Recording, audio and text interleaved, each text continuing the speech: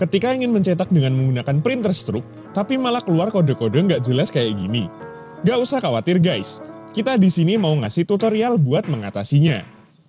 Hal tersebut bisa terjadi dikarenakan perintah cetak dari aplikasi ke perangkat printer tidak sesuai, sehingga otomatis printer bukannya mencetak dokumen seperti yang kita mau, tetapi malah mencetak kode-kode yang tidak jelas.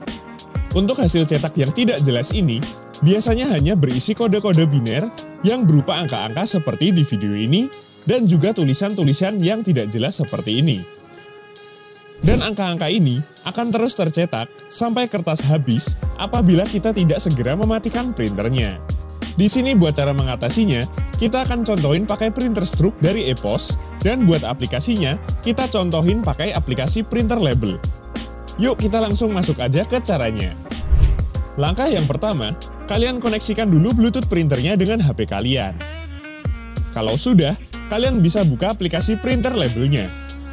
Lalu, koneksikan aplikasi dengan printernya, kemudian masuk ke config, dan ubah print command ke ISC untuk mencetak dengan memakai printer stroke.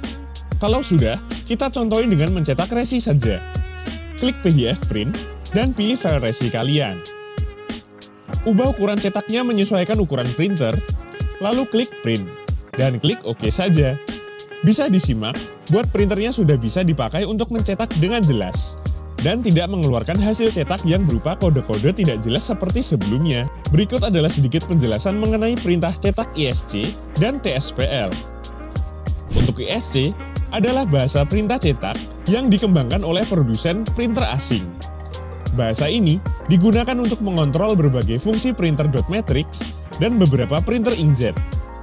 Dan buat contoh penggunaannya, perintah ISC digunakan pada printer kasir atau printer pos untuk mencetak stroke, faktur, atau tanda terima. Kemudian untuk TSPL adalah bahasa perintah cetak yang dikembangkan oleh produsen printer asal Taiwan untuk printer label thermal mereka. Dan buat contoh penggunaannya, biasanya digunakan pada printer label di gudang, logistik, dan retail untuk mencetak label produk, label pengiriman, dan juga barcode.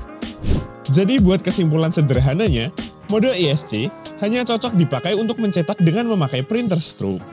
Dan untuk TSPL hanya bisa digunakan atau dipakai di printer cetak label.